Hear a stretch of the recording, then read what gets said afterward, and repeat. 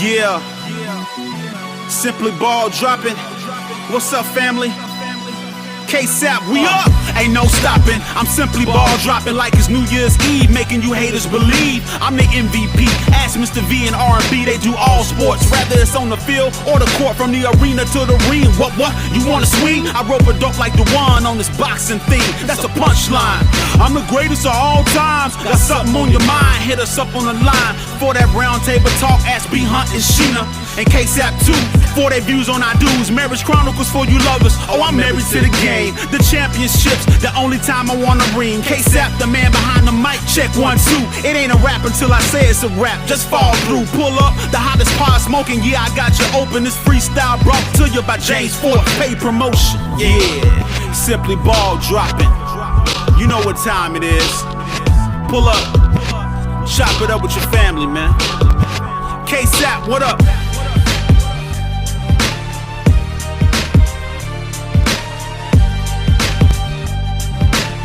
And now, your host of the Simply Ball Droppin' Podcast, the man behind the mic, K-Sap.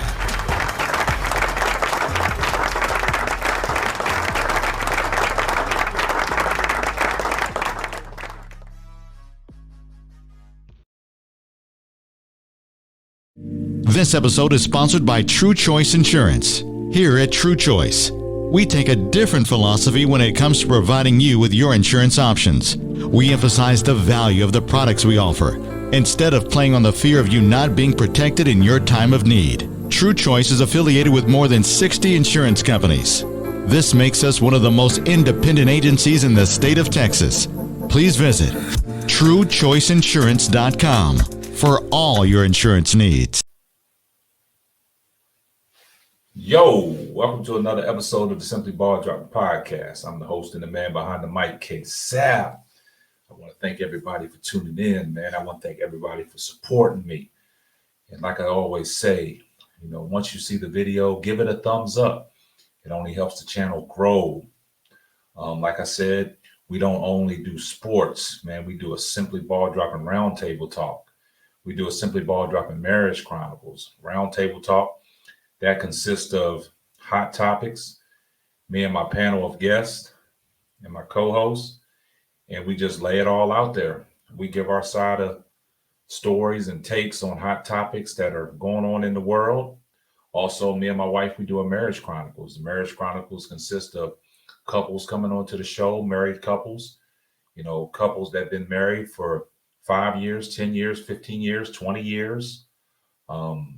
All my Marriage Chronicles are on the YouTube channel. You can go take a look at it. We have great shows. We have great guests. We do a lot of things here at Simply Ball Dropping Podcast. Like I said, we're not just sports. We cover it all. Anything that's in the news, we cover. Also, we have an email address that you can hit us up on. That's ask.us@simplyballdropping.com. Or we have our hotline you can hit us on. So guys, feel free, and ladies, feel free to email us. Let us know what you want to hear, what you want us to talk about, and we'll bring it to the round table. So, it's a lot of things that we do here. And I just want to take this time to thank all my faithful listeners and all my supporters and all my sponsors. Without you guys, we couldn't do this. So I want to give y'all a thumbs up, and I want to give y'all a round of applause. So thanks so much. Without further ado, today's show, we're going to talk about LeBron James. We're going to talk about LeBron James is on the verge of eclipsing an NBA scoring record that has been going on for about 40 years. As y'all know, Kareem Abdul-Jabbar holds the record with 38,000 points. 38, well, to make it clear, 38,387 points. And LeBron James is 315 points away. LeBron James is the second person in NBA history to eclipse the 38,000 point threshold. He has 38,000 points, to be exact, 38,097 points, 315 points away from eclipsing a 40-year-old record that Kareem Abdul-Jabbar broke in 1984. Now, with that said, coming into the league in 2003, LeBron James really wasn't known as a scorer. He would always state in his interviews he loved the team's success. He loved it when he gets his guys involved, and that would thrive him. You know, seeing guys, you know, excelling off of his play, him passing the ball. So he's known as a pass first guy. He's known as a guy that makes the right basketball plays. If you look at LeBron early in his career, when he was with the Cavaliers, everybody said, why come LeBron don't take the last shot?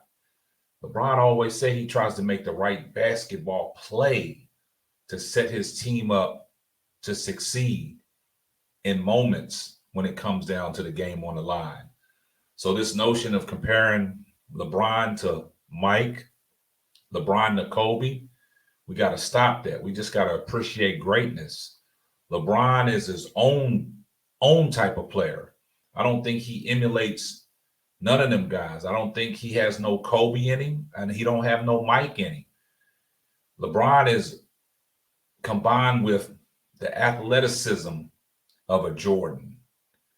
He's combined with a game of magic and the size and strength of a Karl Malone. So LeBron is his own type of player. So for us to sit here and try to compare these players, and it's doing the game a disservice because they all was great in their eras. Michael Jordan, don't get me wrong, he is the greatest basketball player to ever play the game. He's the GOAT. So when we talk about the GOAT debate with LeBron and Mike, we got to cut that out. That's just doing disservice for Michael Jordan, and it's doing a disservice for LeBron James. I mean, we just got to appreciate greatness as we're watching it. And it comes here in year 20 of LeBron James' basketball career, where a lot of people, a lot of beat writers, a lot of media outlets, and a lot of guys that don't care too much for LeBron James states that he is on the court stat padding. What is stat padding? Like, he's going out there and playing basketball, the game that he's been playing all his life. And just because the game comes so easy to him, people look at that as the Lakers are not winning and he's just out there trying to get his numbers. That's not the case. LeBron James is trying to keep the Lakers afloat until the cavalry gets back, until Anthony Davis gets back, until Austin Reeves get back, until Lonnie Walker gets back. So he's trying to hold them in a position where they at least can make a playoff run, at least can get into the play-in, or even as far as the 6th seed. They're 2.5 games back of the 6th seed. So it's not far-fetched that they can't reach that. But I'm here to talk about LeBron James on the verge of making history. LeBron James on the verge of eclipsing a 40-year-old record that nobody thought would ever be broken. And recently, John Sally was on Shannon Sharp's podcast, Club Shay Shay. And he says some interesting things, in fact, to LeBron surpassing Kareem's record. So I'm going to play a clip, and I want y'all to listen to it in its whole totality, and let me know what you guys think. Because when I heard this, I'm like, John Sally be saying some things that I just don't know. So take a listen. LeBron, the greatest. Next. The greatest? Yeah. What you mean the greatest? You said LeBron. I thought that's what you say after. That's you say it. LeBron. I thought that was his last name. Yeah, LeBron the greatest. It could be. It could be. Yeah. You played against Kareem. Kareem retired. had the most points ever. The record has almost stood for 40 years because he broke the record in 1984. Did you think anybody in your lifetime would get this record? Kareem's record? Yes. No. Not even Karl Malone. And Karl is number 2, right? Right. And they were giving him points when he wasn't even playing. like I think they just gave him 2 more points. He's been retired for 25 years. I think this. I think they're not going to let him get it. They're not going to let who get it? LeBron. That's interesting. They got no choice. The man is 1,000 points. You're going to be really mad. Go, I'm listening. Yeah. Think about it. Just think, like I didn't agree with something Phil Jackson said to me, and then I Going got back into to my the Zen 50s Master. and I got it. So I didn't agree, but I say, Phil, Kobe had 81. Yeah, I watched that game that night. He was about, no matter what you do, he was about to get 104. If they would have kept feeding the ball, the other side would have been like, don't hurt him. But there would have been clear outs, and Kobe would have got 104. And he goes, well, some records need to stand. Wow. And I was like, wow. He goes, yeah, he's number 2. He doesn't need to be number 2. You think Kobe could have got, well, I think they took him out with like a minute to go. You think he could have got 19 points in a minute? Well, I watched at least, no, That's they took him outlandish, out John with, Sally. That's with a outlandish. whole 7 minutes. No. You talking about the Toronto game? It's about 2 minutes left. Only in a that minute? game. Because they were behind by so much. He had to shoot, to get them back in the ball game. Yes. So you don't think they're going to let LeBron get the 38 plus 1,000? No. But He's already eclipsed it, that'd John. be number 2 anyway. He's already eclipsed You don't want to be 38,000. number 2. Think about it.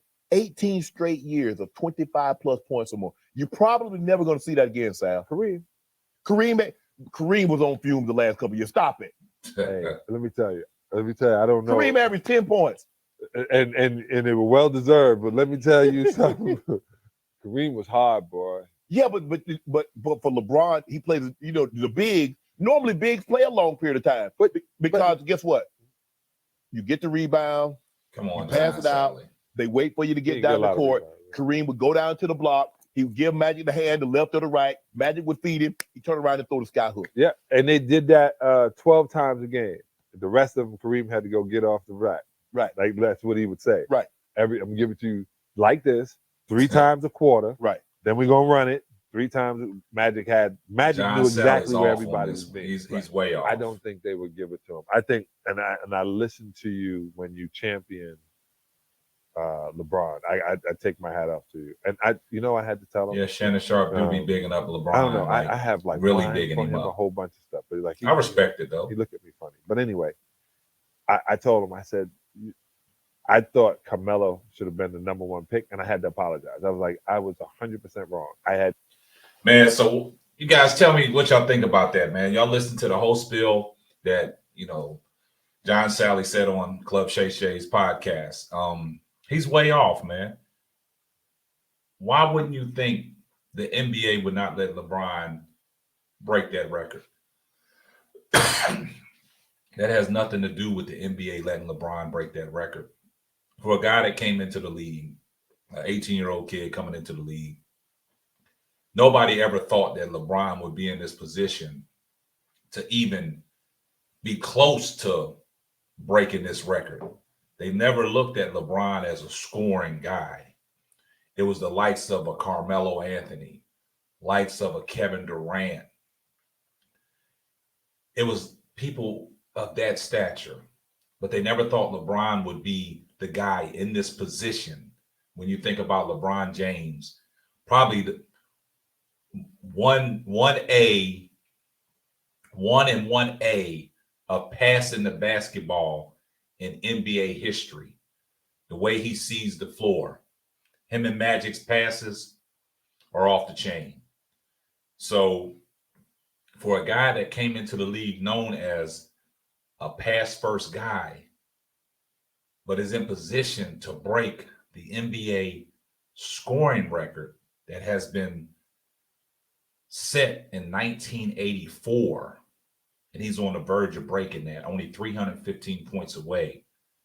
That's something magnificent.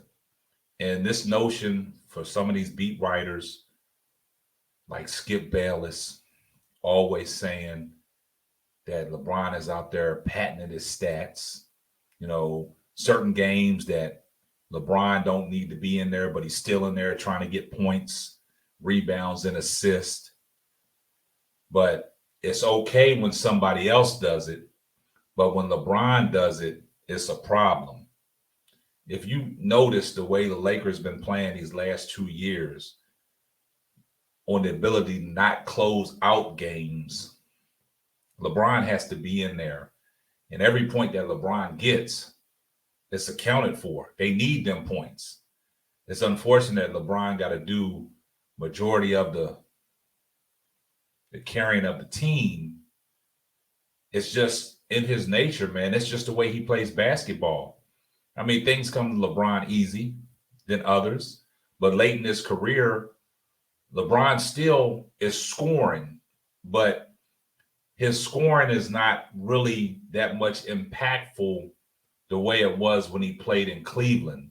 Because if you notice, LeBron get 30 a night with 9 rebounds, 7 assists. The Cavs damn near are blowing somebody out, or they beat them by 10 to 12 points.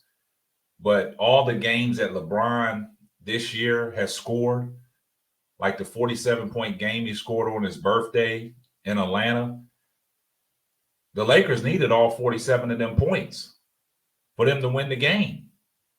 And if you go look at the other night when they played against Houston last night, when they played against Houston, he needed all 48 points to win that game.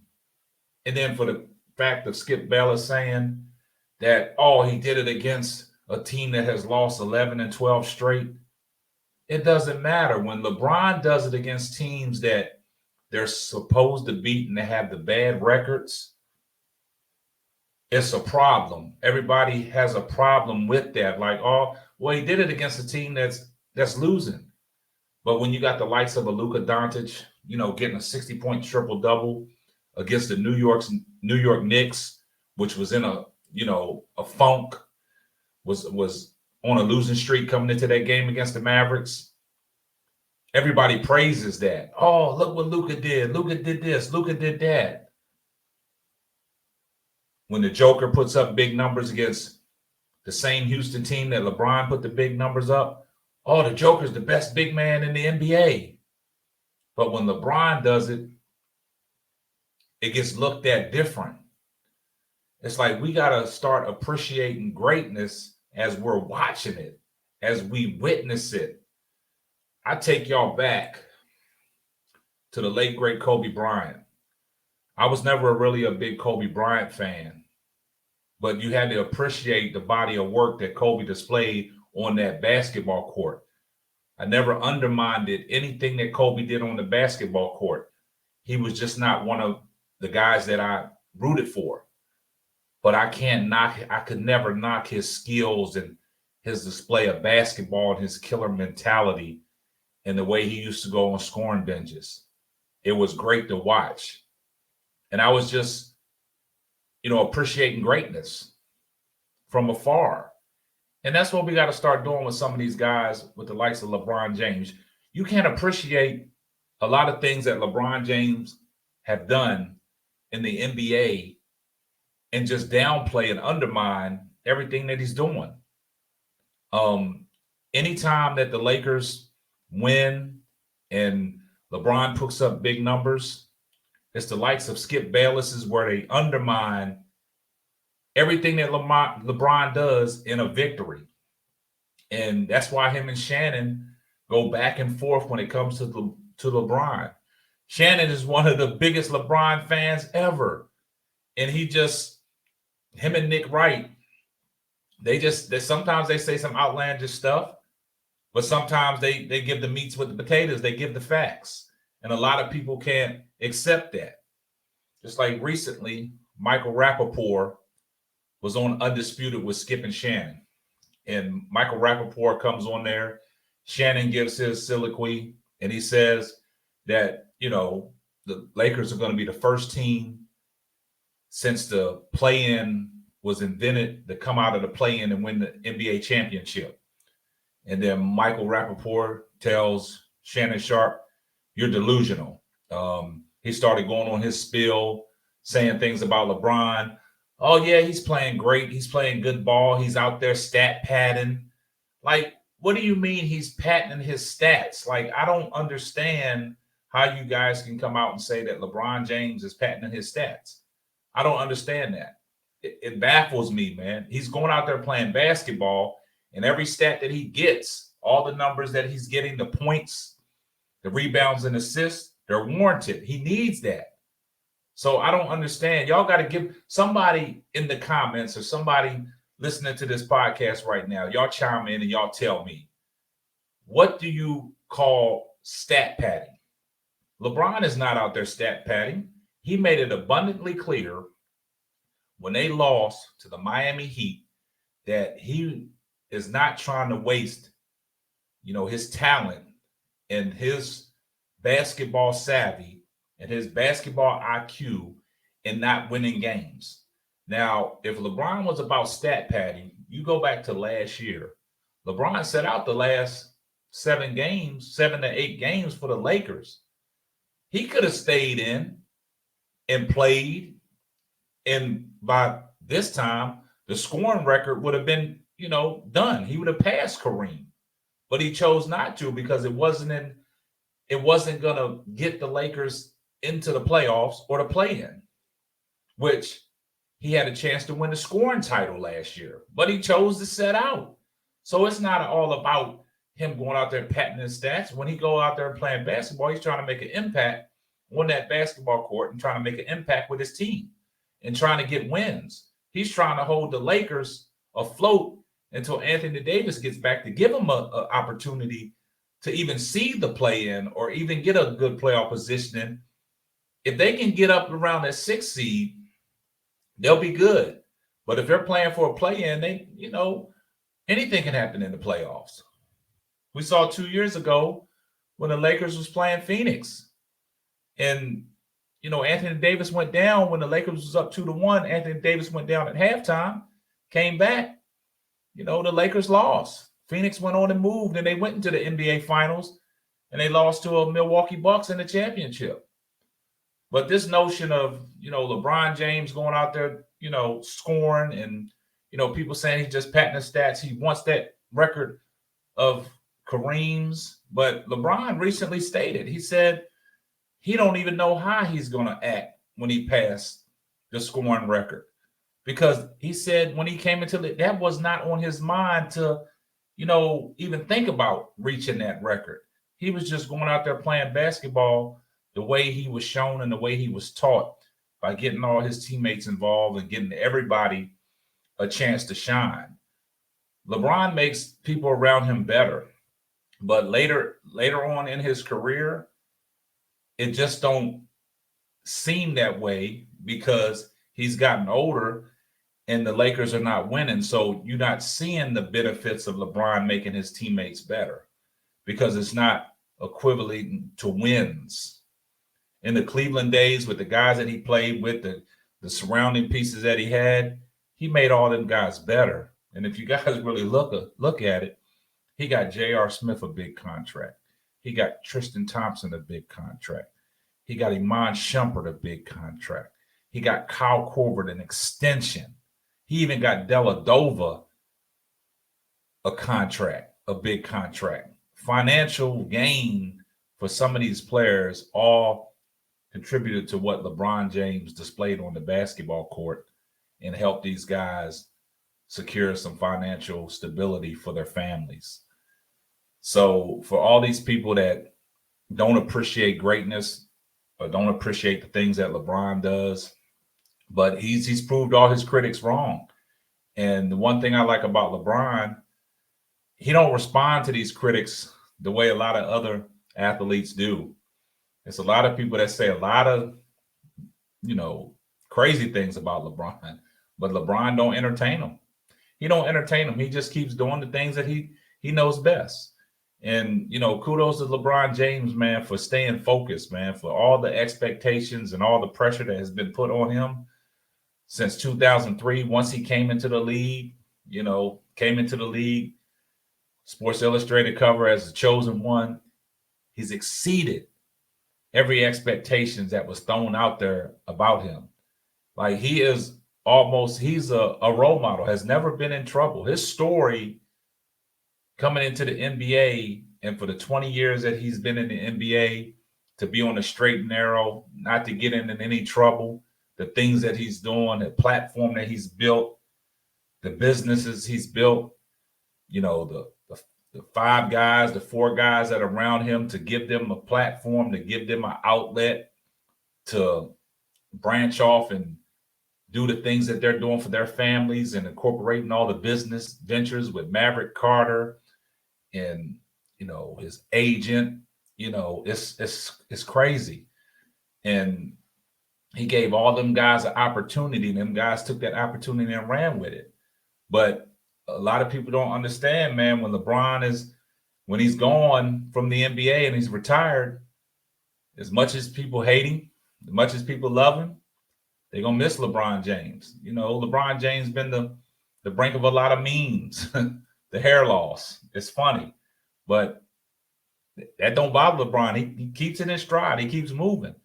But this notion of a 18-year-old kid coming to the NBA and almost about to eclipse a scoring record that's been lasting for 40 years, since 1984, it's going to be a spectacle. And a lot of people want to be at that game when LeBron breaks that scoring record.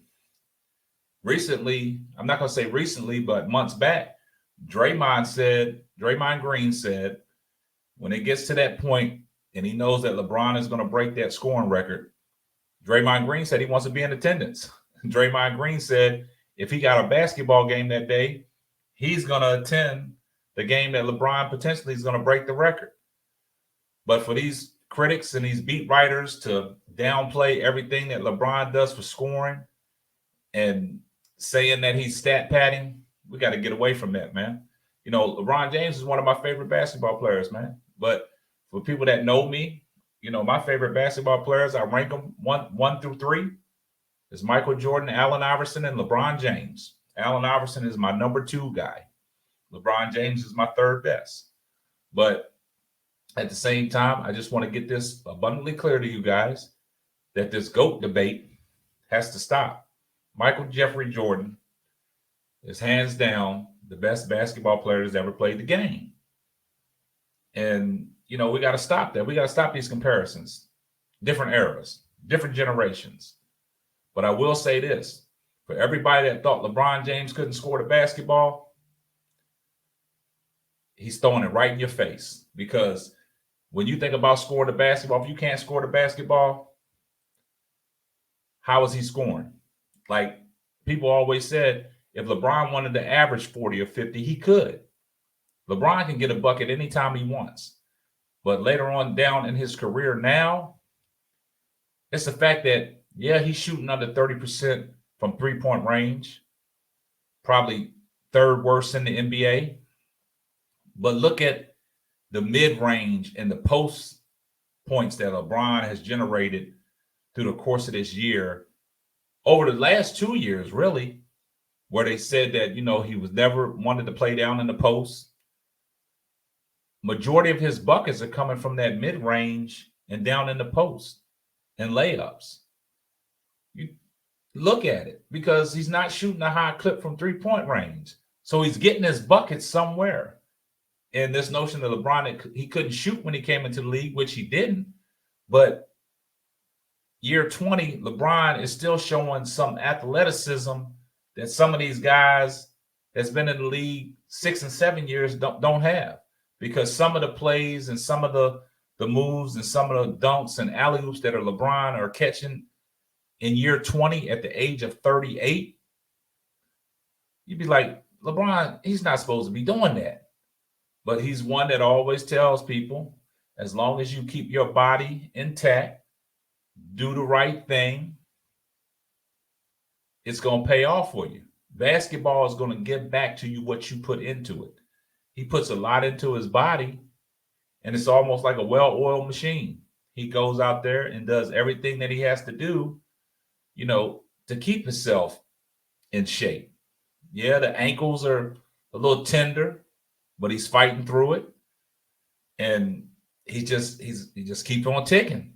When they started off this year with them Father Time commercials, because the way the season started off, them commercials was in rotation on every basketball game. But now we haven't seen them commercials because I think he's put the Father Time to rest.